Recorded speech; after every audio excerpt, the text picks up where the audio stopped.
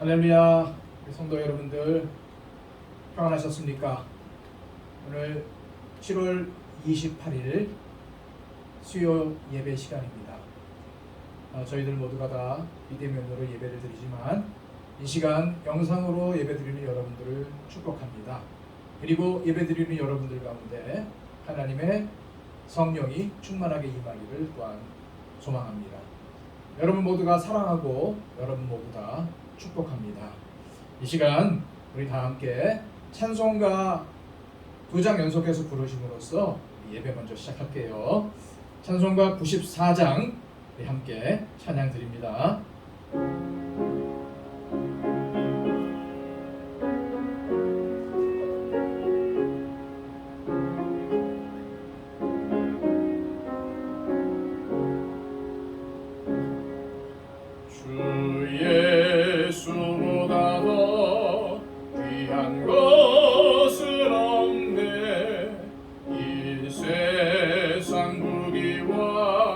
바꿀 수 없네.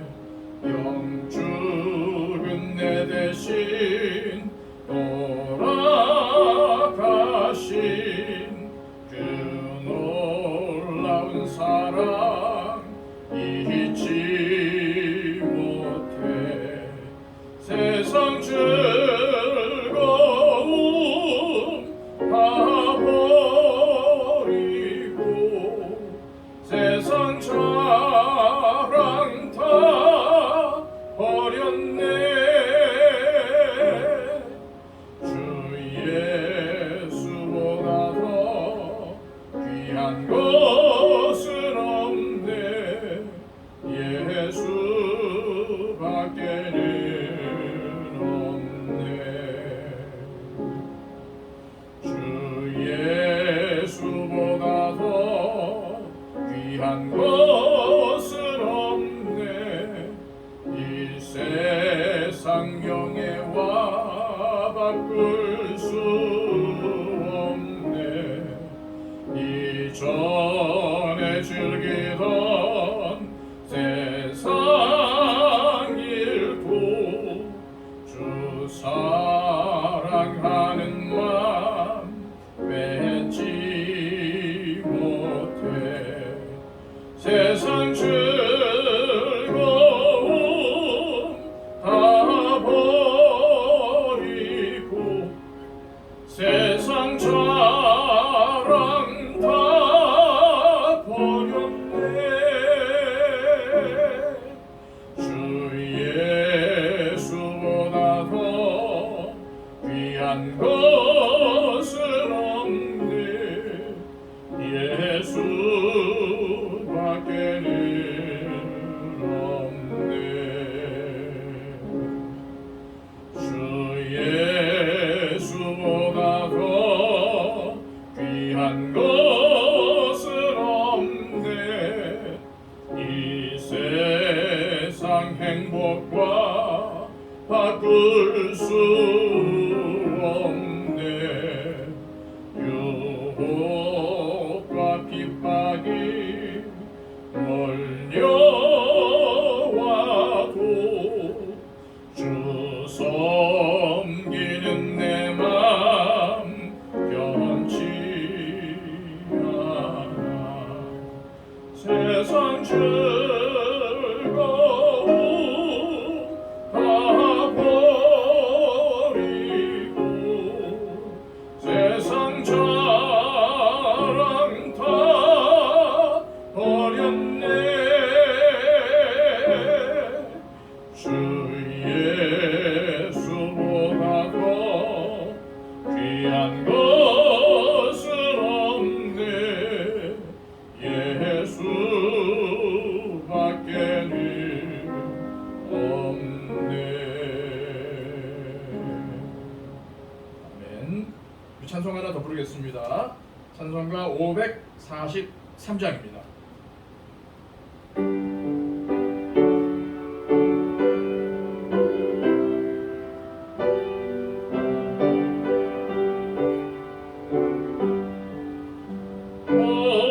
어려운 일 당할 때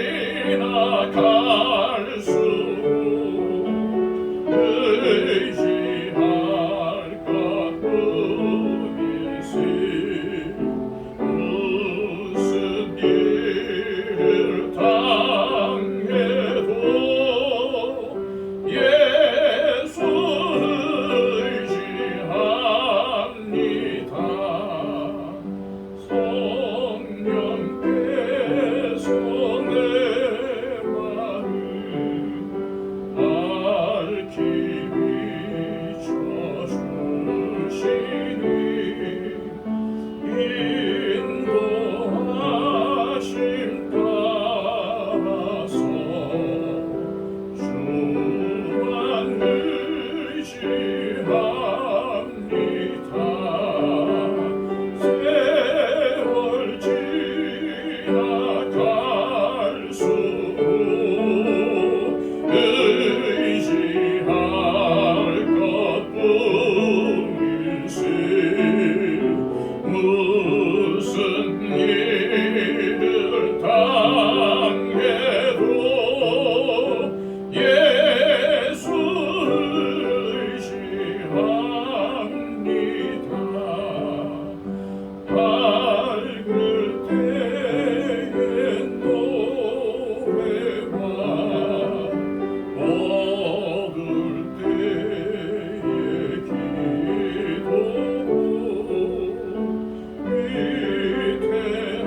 위태할 때 도르네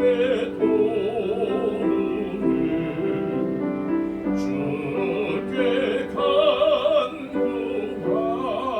간구합니다.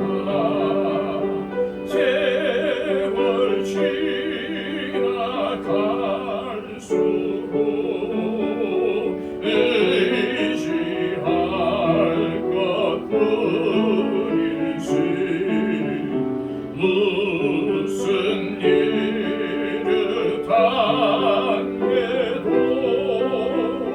예수 의지합니다. 생명이 있을 동안에 예수 의지합니다. 천국 올라가도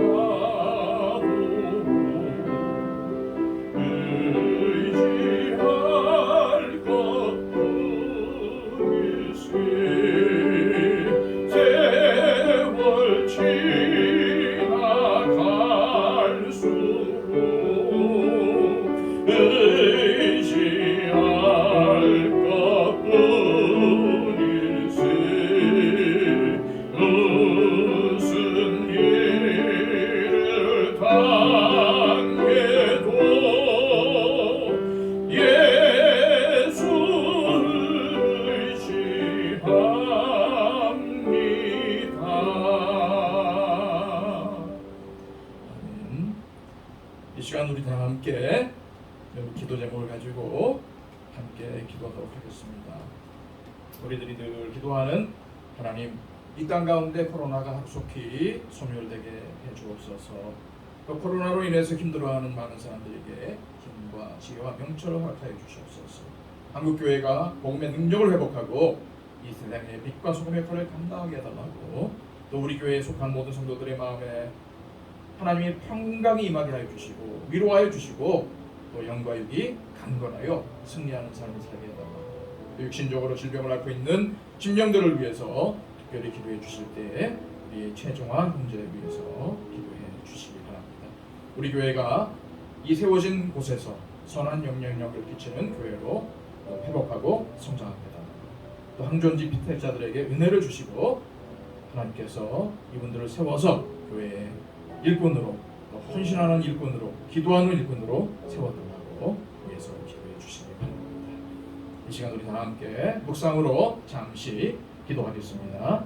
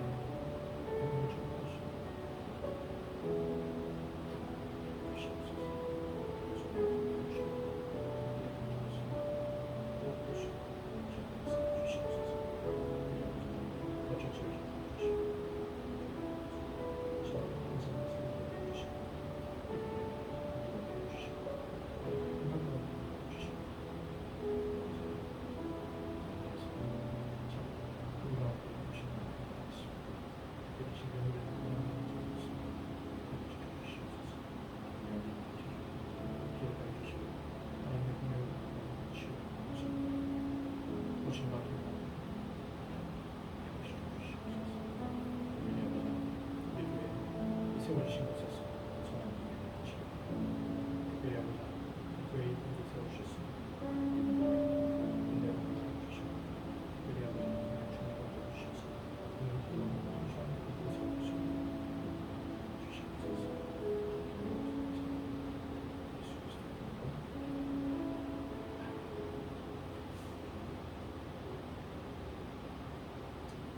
이 시간 하나님께서 우리에게 주시는 말씀은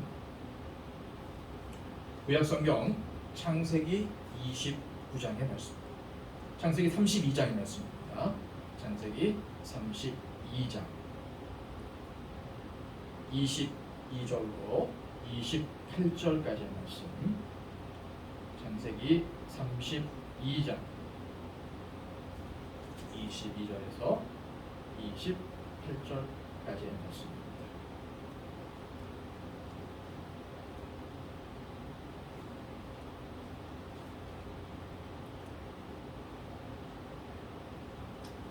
하나님의 말씀입니다.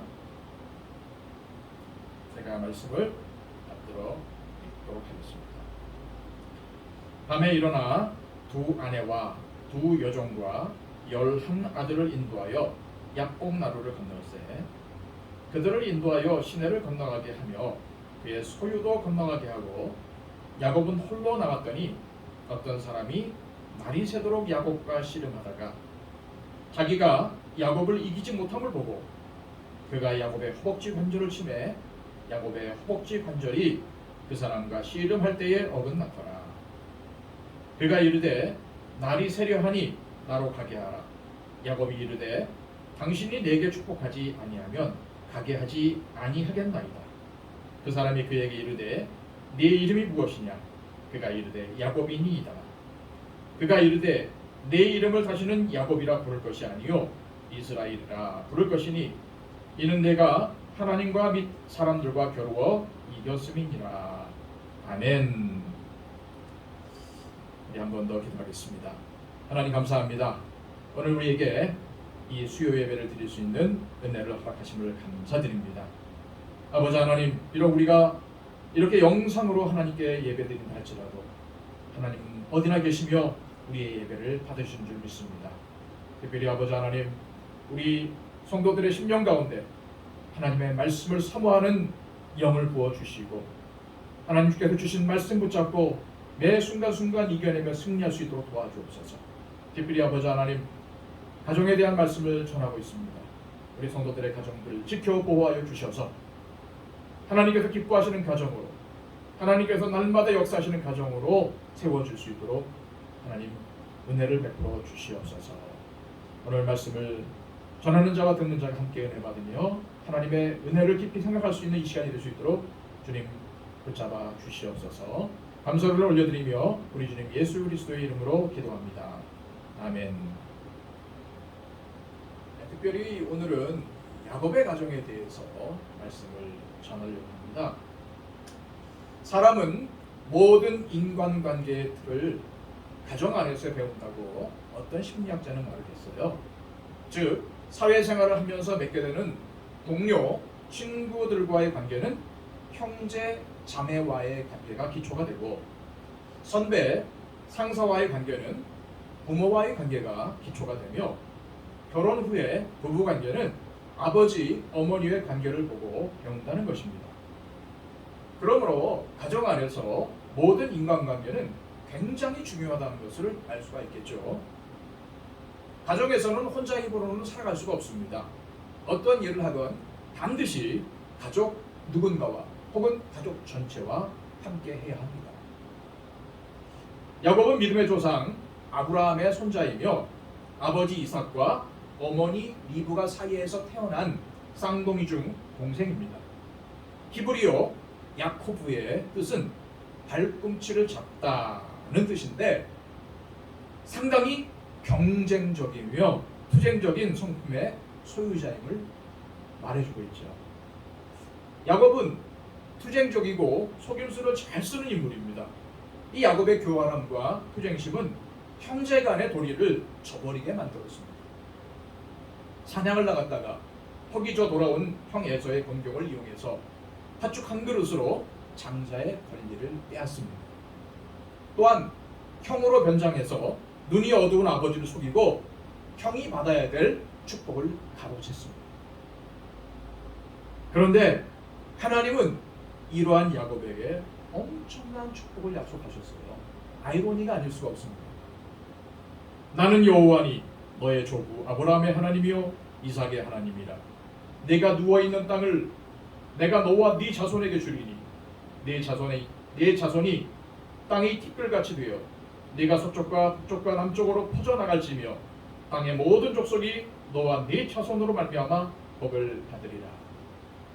창세기 28장의 말씀입니다. 여기에서 우리가 깨달을 수 있는 것은 하나님의 축복은 사람이 선한 행동을 했을 때 거기에 대한 보상으로 주어지는 것이 아니라는 것입니다.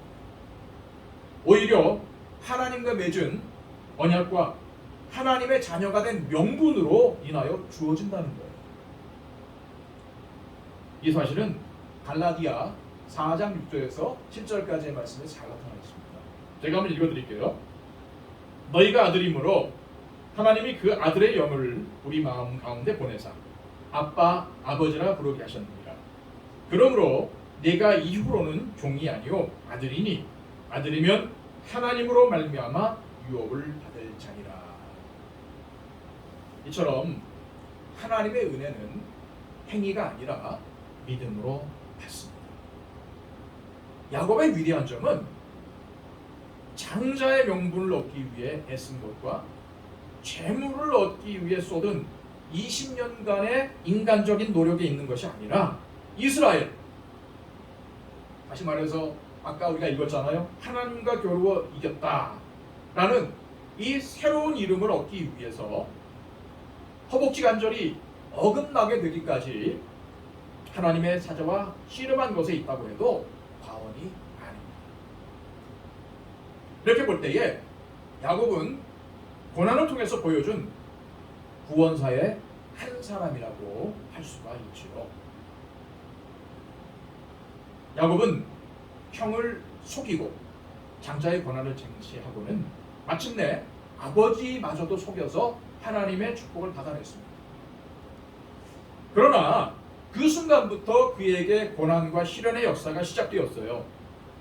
형의 진노를 피하여 사랑하는 부모님과 정든 고향을 등지고 도망가지 않으면 안 되었습니다. 도망가는 길에 광야 빈들에서 하나님의 축복 약속을 받기는 했지만은 그것은 언제 실현될지도 모르는 것이고 현실적으로는 참기 어려운 시련이 꼬리에 꼬리를 물고 이어졌어요. 어렵사리 하란에 도착한 야곱은 외삼촌 라반의 집에 얹혀 살게 되었습니다. 그런데 야곱은 외삼촌의 딸 라헬을 보자마자 그만 첫눈에 반해버리고 말았어요. 야곱은 7년을 하루와 같이 라헬을 아내로 맞이하겠다는 소망으로 종처럼 열심히 일을 했습니다.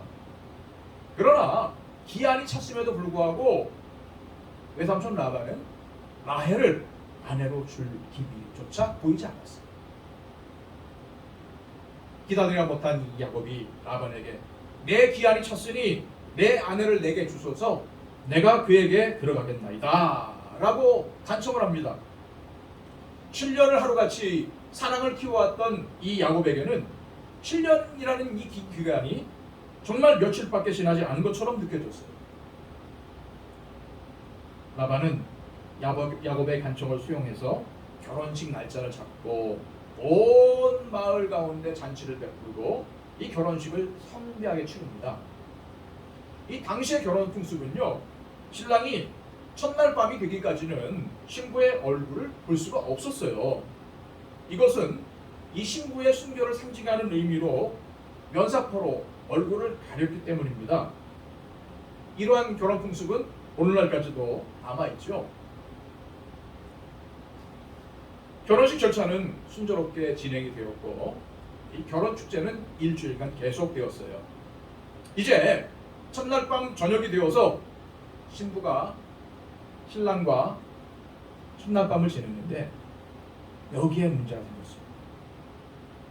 라반은 야곱이 그토록 원했던 라헬 대신에 언니인 레아를 야곱에게 드려보냈습니다. 하지만 아침이 되자 야곱은 첫날 밤을 보낸 여자가 자신이 사랑해서 7년을 하루같이 일했던 라헬이 아니라 레아임을 알게 돼요.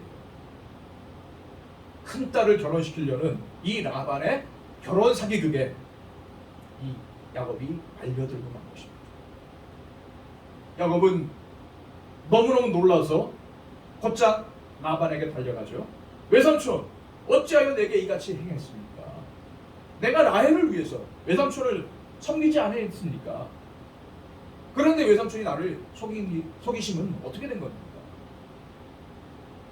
이렇게 이 야곱은 이 외삼촌이 라반에게 강력하게 항의를 합니다. 그런데 이 외삼촌은 야곱에게 뭐라고 말합니까? 언니보다 아우를 먼저 주는 것은 우리 지방에서 하지 아니하는 바이라. 이를 위하여 7일을 채우라. 우리가 그 돈 4개 주리니 네가 또 나를 7년 동안 섬길지니라. 이 말을 들은 야곱은 분통이 터짐에도 불구하고 다시 라헬을 아내로 맡기 위해서 또 7년간을 일하라. 그런데 이 레아와 라헬 두 아내가 아이 낳기 경쟁을 하더니 나중에는 자기 몸종들까지 동원해서 야곱의 아이를 생산해냅니다. 결국 야곱은 자이든 타이든 4명의 아내를 두게 되었어요. 그리고 이 4 아내를 통해서 12명의 자식을 두게 됩니다. 여러분, 그 가정이 얼마나 복잡하고 문제가 끊이지 않을지 상상이 가죠. 우여곡절 끝에 간신히 재산을 모은 야곱은 고향으로 도망가고 싶었습니다. 야곱은 외삼촌 라반의 영향권에서 벗어나기 위해서 가족들과 가축들을 이끌고 밤중에 도망쳐 나옵니다.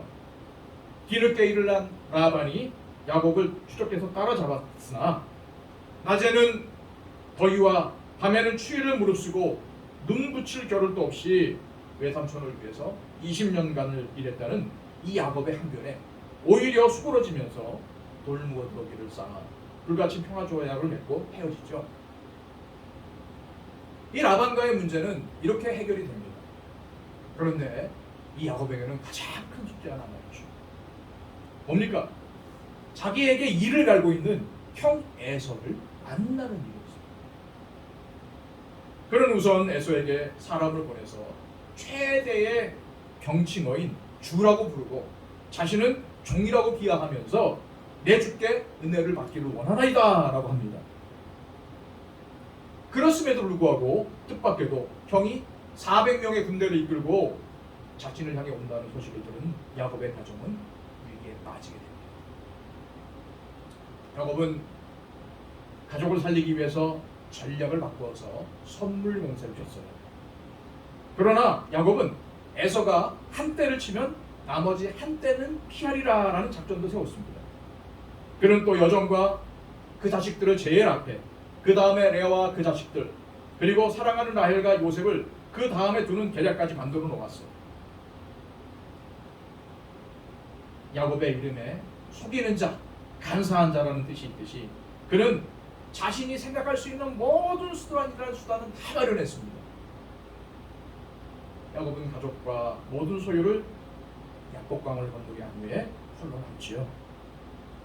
어떻게 보면은 이 야곱은 참 비겁한 사람이에요. 20년의 원한을 가지고 보복하려고 자신을 향해 오는 형 에서에게 이 소유와 가족까지 다 보내고 혼자만 살아남아 보려고 남았습니다. 하지만 반드시 또 그렇게 볼 것은 아닙니다. 창세기 32장 24절의 말씀을 보면은 그것이 우리에게 이렇게 알려주고 있어요. 야곱은 홀로 남았더니 어떠한 사람이 날이 새도록 야곱과 씨름하다가. 무슨 말씀입니까? 야곱이 이 위기를 극복하기 위해서 이 방법 저 방법 다 해보다가 이제 마지막 남은 방법은 하나님께 매달리는 길밖에 없다고 생각했다는 거죠. 마침내 이 야곱은 혼자 남아서 하나님께 매달리기 시작했습니다. 자, 여러분, 비록 영상 예배지만 저를 한번 따라 해보세요.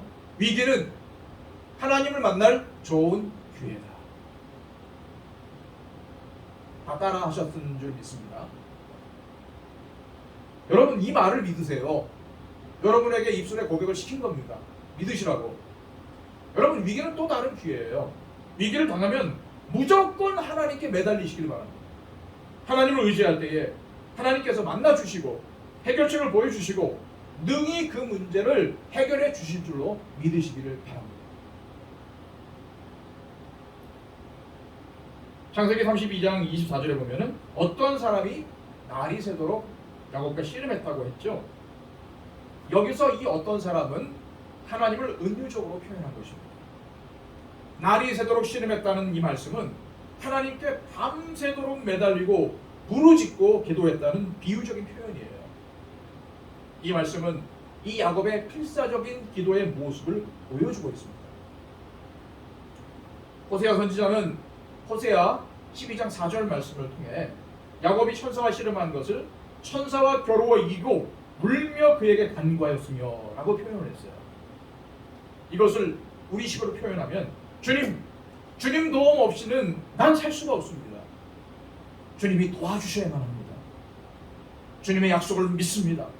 주님이 복을 주셔야만 합니다. 라는 이런 기도가 아닐까요?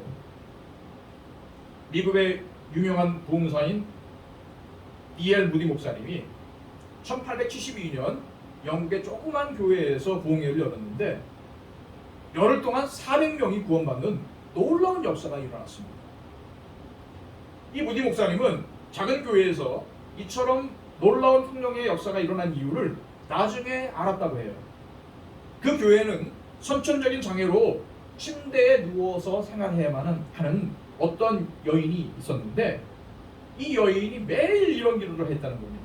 하나님, 나는 몸이 불편해서 예배에 나갈 수 없지만은 우리 교회에 부흥이 일어나게 해주십시오. 부흥을 보내주십시오. 라고 매일매일 기도했다는 거예요. 이 여인의 중보기도로 말미암아 그 교회에 성령의 역사가 크게 나타나는 것입니다. 하나님은 이 멸망하는 세상 가운데 우리를 중보자로 세우셨어요. 우리 한 사람의 중보기도는 엄청난 힘을 발휘합니다. 그리고 우리가 함께 기도할 때에 그 기도가 하늘에 상달되고 역사를 움직이고 세계를 변화시키는 기도가 될 수가 있어요. 창세기 32장 25절 말씀입니다. 자기가 야곱을 이기지 못함을 보고 야곱의 허벅지 관절을 심해 야곱의 허벅지 관절이 그 사람과 씨름할 때에 어긋났더라. 하나님의 사자가 야곱을 이기지 못하자 허벅지 관절을 쳤습니다. 이 허벅지 관절은 넓적다리 부분에 움푹한 곳을 가리키죠. 이는 엉덩이의 골반을 형성하는 좌우 한 쌍의 뼈를 뜻합니다. 그리고 또 허벅지 관절의 안쪽은 생식기 부분으로서 생명과 힘의 근원을 상징하죠. 오늘 말씀에 이 허벅지 관절이 어긋났다는 것은 상징적으로 육신적인 수단만을 의지했던 야곱을 완전히 하나님께서 꺾으셨다는 말이고 이제 야곱이 하나님만을 의지하고 살도록 만들어 주셨다는 말씀입니다. 야곱은 허벅지 관절이 어긋났어도 날이 셀 때까지 하나님의 사자를 놓아주지 않았어요. 얼마나 고통스럽고 얼마나 아팠겠습니까? 하지만 끝까지 포기하지 않고 매달렸다는 뜻입니다. 그가 이르되 날이 새려 하니 나로 가게 하라. 야곱이 이르되 당신이 내게 축복하지 아니하면 가게 하지 아니하겠나이다. 야곱은 목숨을 내놓고 하나님의 축복을 간구했습니다. 하나님의 사자는 이러한 야곱의 집념을 이길 수가 없었어요. 그가 야곱에게 물었습니다. 내 이름이 무엇이냐? 야곱이 대답합니다. 야곱입니다. 아까도 말씀드렸지만은 이 야곱이란 뜻은 발꿈치를 잡다라는 뜻과 함께 간사하다, 간교하다라는 뜻을 가지고 있다고 했죠. 야곱은 지금까지 오직 하나님의 축복을 얻기 위해서 인간적인 방법으로 간교하게, 간사하게 남을 속이면서 살아왔어요. 이런 야곱에게 하나님의 사자가 이렇게 말합니다. 내 이름을 다시는 야곱이라 부를 것이 아니요 이스라엘이라 부를 것이니 이는 네가 하나님과 및 사람들과 겨루어 이겼음이니라. 아멘.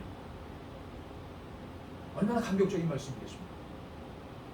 여러분, 철학자 피에르 케고르는요 이런 말을 했어요. 여러분 꼭 기억하시길 바랍니다. 기도는 하나님을 변화시키는 것이 아니라 기도하는 사람을 변화시킨다. 진심으로 하나님께 기도할 때에 내가 변화되고 내가 의지했던 돈, 자존심, 지식이 무너져버리고 오직 하나님만 바라보게 되는 것입니다. 이것이 기도 응답이고 이것이 기도하는 자에게 주어지는 축복이에요. 우리가 전적으로 나의 문제를 하나님께 맡기고 기도할 때에 하나님은 우리의 문제를 반드시 해결해 주십니다. 우리 예수님께서 이런 말씀을 하셨어요. 만일 너에게 믿음이 겨자씨 하나만큼만 있어도 이 산을 명하여 여기서 저기로 옮겨지라 하면 옮겨질 것이요 또 너희가 못할 것이 없으리라. 사랑하는 성도 여러분, 믿음의 기도는 산을 옮길 수 있다는 것을 믿으시길 바랍니다. 이제 오늘 말씀을 정리합니다. 인간적인 방법을 써서라도 장자에 대한 하나님의 축복을 차지하려던 야곱의 열망은 참으로 존경할 만합니다. 그의 라헬에 대한 열정적인 사랑 또한 아름답습니다. 그리고 야곱은 하나님께서 주신 지혜로 수많은 양떼와 종들과 낙타와 재산을 소유한 큰 부자가 되었습니다. 하지만 과거에 지은 자신의 허물에 대한 형의 보복은 두려웠습니다. 생명을 위협하는 위기 앞에서 자신이 할 수 있는 방법, 자신이 인간적으로 할 수 있는 수단은 아무것도 없었어요. 야곱이 위기 앞에서 마지막 순간에 붙잡을 수 있는 분은 오직 하나님 외에는 없었습니다. 야곱은 가정의 위기를 기도로 돌파했습니다. 기도만이 이 야곱의 가정을 살릴 수 있는 유일한 길이었어요. 기도로 간교한 야곱이 하나님과 겨루어 이긴 이스라엘, 즉 축복의 사람이 될 수 있었습니다. 끈질긴 기도를 통해서 이스라엘에 된 야곱은 형 에서와 극적인 화해를 이루었습니다. 야곱이 끈질기게 기도한 결과 원수였던 두 형제는 서로 목을 껴안고 20년 만에 화해를 이루었습니다. 야곱의 기도는 먼저 자신을 변화시켰고 형 에서를 변화시켰던 것입니다. 사랑하는 성도 여러분, 기도만이 우리가 살 길입니다. 기도만이 우리 가정이 살 길입니다. 기도만이 우리가 해야 할 최선의 수단입니다. 여러분의 가정이 기도의 가정이 되셔서 이 기도를 통해서 하나님의 능력과 은혜를 체험하시기를 축복합니다. 기도하겠습니다. 하나님 감사합니다. 오늘 이 말씀을 통해서 우리가 어떠한 사람으로 살아야 될지, 또한 우리 가정이 어떠한 가정이 되어야 될지 말씀해 주심을 감사드립니다. 하나님, 야곱이 기도를 통해서 자신도 변화시키고 또한 가정 변화시키고 형까지도 변화시켰던 것처럼 저희들도 이 야곱처럼 무릎의 사람이 되게 하여 주시고 항상 하나님 앞에 기도로 나가는 기도의 사람으로, 기도의 가정으로 서게 하여 주옵소서. 예수 그리스도의 이름으로 기도하옵나이다.